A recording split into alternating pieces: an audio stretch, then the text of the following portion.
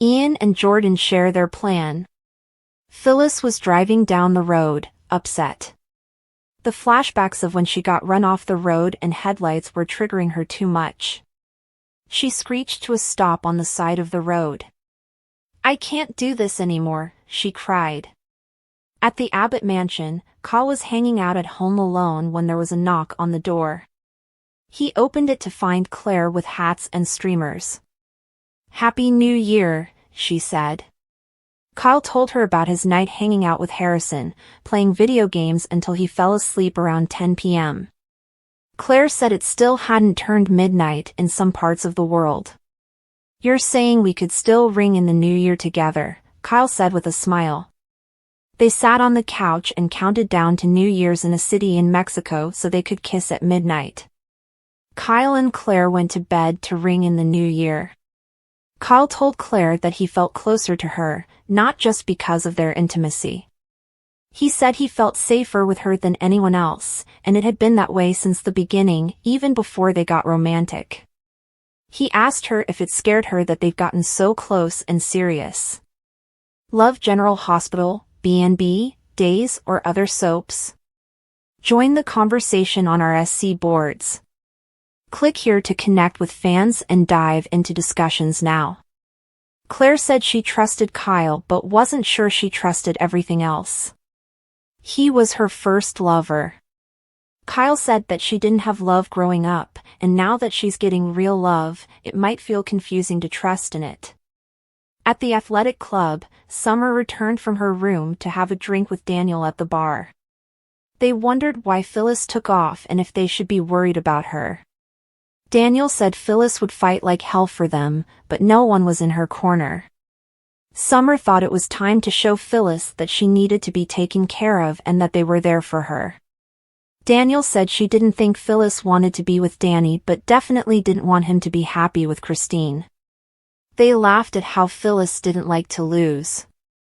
They hoped this year would be different for Phyllis but knew she couldn't let things go. Phyllis joined them and said she went to clear her head. She said she was going to prove Daniel wrong about not being able to let things go. Phyllis said she was letting go of everything bad from 2024 and facing 2025 with a clean slate.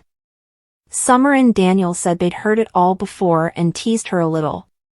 Phyllis was upset and said she couldn't keep doing what she had been doing.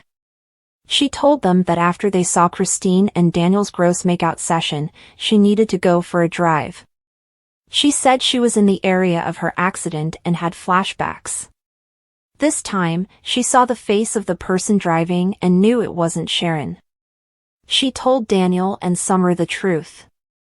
Daniel and Summer agreed that it made the most sense that it was Sharon who had run her off the road.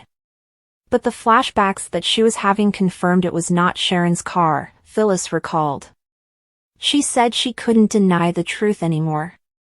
It wasn't Sharon's car or her face. Daniel asked if it was someone that she knew. Phyllis said an older woman with wavy hair was driving. She added that she wasn't going to hold Sharon accountable for running her off the road, but she wasn't letting her off the hook for framing Daniel. Phyllis said that almost dying and losing everything made her realize that all of her old habits needed to go away and that she needed to focus on a new beginning. Daniel said he needed to see it to believe it. He said even with the best intentions, it was tough for Phyllis to do the right thing. Phyllis made it clear she would never apologize for going after Sharon. However, she said if she kept obsessing over it, it would kill her, so she needed Michael and Chance to do their thing. Even if Sharon was innocent and Phyllis was wrong, she needed to back off. Phyllis assured her kids that they didn't need to worry and that everything was going to be good. Outside of society, Ian told Nick that he had kept up to date on his family members. Nick thought the cop would arrest him after making some calls, but Ian was sure he would not. The policewoman came back and said his story was checked out. "You're just going to let him walk?" Nick asked. The cop said she couldn't arrest him unless Ian had committed a crime and left. Once alone, Nick warned Ian to stay the hell away from his family. He said if he caused any of them the slightest bit of distress, he'd make Ian wish he was ever born. Nick came inside and told Mariah that Ian was legitimately free and couldn't have the police take him away. Mariah panicked that Ian could just come in any time he wanted. Nick said that Ian claimed he was there to make amends but knew he only caused trouble. He yelled that he would do whatever it took to protect everyone. Inside of Society, Mariah described to Tessa, Nick, and Faith how Ian sucked people into thinking he was kind, and the next thing they knew, they were following him, and then he would drive them over a cliff. They couldn't imagine what Mariah was feeling after everything Ian had put her through. Nick wondered if Ian had anything to do with Sharon's meds being tampered with. Faith wondered why Ian would do that to her mom. Nick said Ian's actual obsession is with Mariah. They decided to try to call Sharon again. Faith thought Sharon had changed her mind and stayed home, so she and Nick decided to go to her place to find out. He told them to lock up and call if they heard from Sharon. Nick and Faith came to Sharon's, but she wasn't there, and neither was her car. Nick called Victor and told him he needed to go to the main house and talk to him and Nikki immediately. Nick and Faith went to the main house and told Victor that Ian Ward was out of prison and back in Genoa City.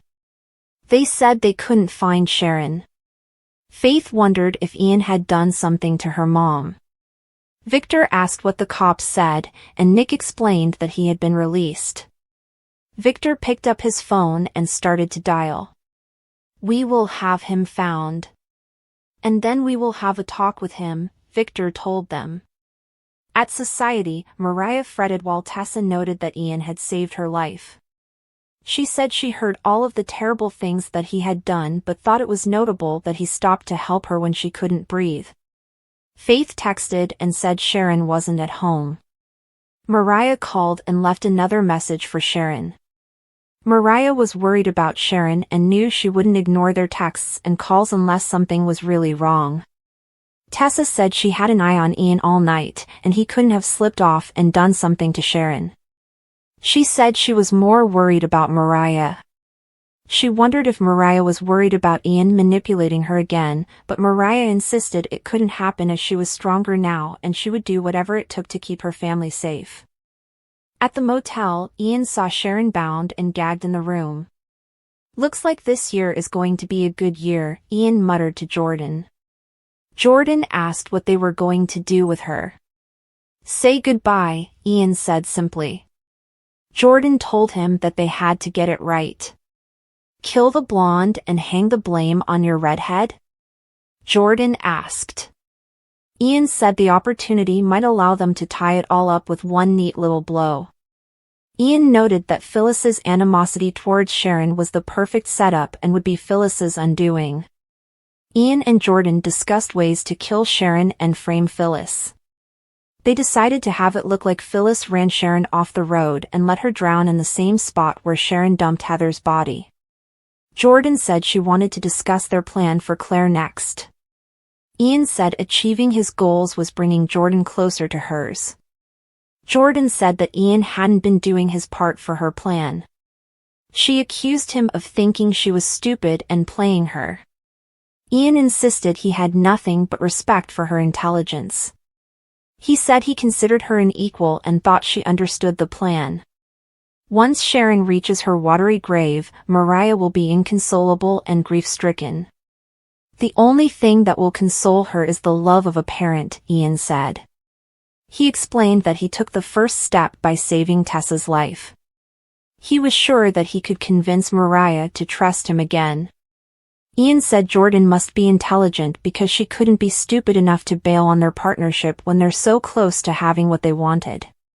He said through Mariah's friendship with Claire, Jordan would get her back, and he would win Mariah. Next week on The Young and the Restless. Nate sits with Damien at the table outside. "It's not every day I get cold called for a job, let alone an exec flying out to meet me," Damien tells Nate. "When I see someone I like, I don't waste time," Nate replies. "You should be grateful you're not at the bottom of the river, at least not yet," Jordan tells Sharon. "What's going on?" I heard voices, Nikki says as she comes downstairs. She gasps when she sees Ian in her living room. What the hell is he doing here? She asks Victor. At the dingy roadside motel, the smell of mildew and stale cigarettes clung to the air as Ian opened the door to room 204. Sharon struggled against the ropes binding her wrists and ankles, her muffled cries barely audible through the gag in her mouth. The room's dim light cast shadows across her face, her eyes wide with fear. Ian stood in the doorway, his lips curling into a smirk. Looks like this year is going to be a good year, he muttered to Jordan, who stood just behind him. Jordan stepped inside, crossing her arms as she surveyed the scene. What are we going to do with her? Jordan asked, her tone laced with a mix of curiosity and trepidation. Ian's smirk deepened. Say goodbye, he said simply, his voice devoid of emotion. Jordan's brow furrowed. We have to get it right, Ian. This can't be another sloppy mess. Ian leaned against the wall, his eyes cold and calculating. Kill the blonde and hang the blame on your redhead? Jordan questioned, her voice tinged with skepticism. Ian nodded slowly, the gears in his mind turning. The opportunity might allow us to tie it all up with one neat little blow. Phyllis's animosity toward Sharon is the perfect setup. It'll be her undoing. Jordan exhaled sharply, pacing the room. So, how do we do it? Ian's gaze never left Sharon as he outlined his plan. We'll make it look like Phyllis ran Sharon off the road. Let her drown in the same spot where Sharon dumped Heather's body. It's poetic, don't you think? Jordan tilted her head, considering the idea. And Claire? When are we going to discuss our plan for her? Ian finally turned to face Jordan, his expression hardening. Claire will be dealt with, but one step at a time. Achieving my goals is bringing you closer to yours, remember? Jordan crossed her arms, her eyes narrowing.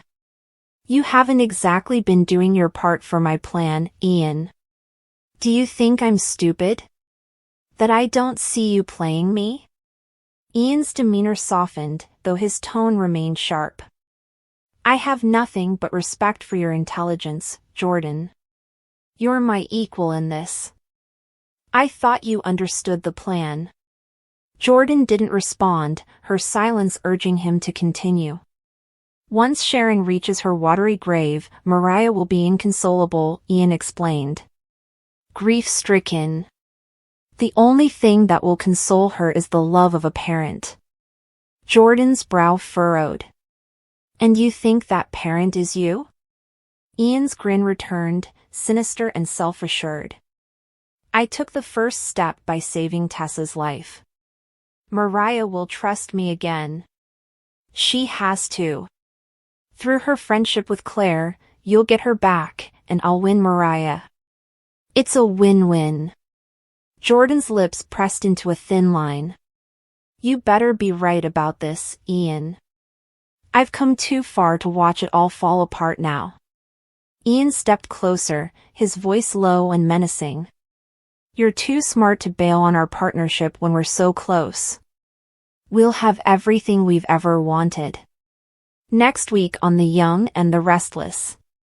At a sleek cafe downtown, Nate and Damien sat at a table near the window.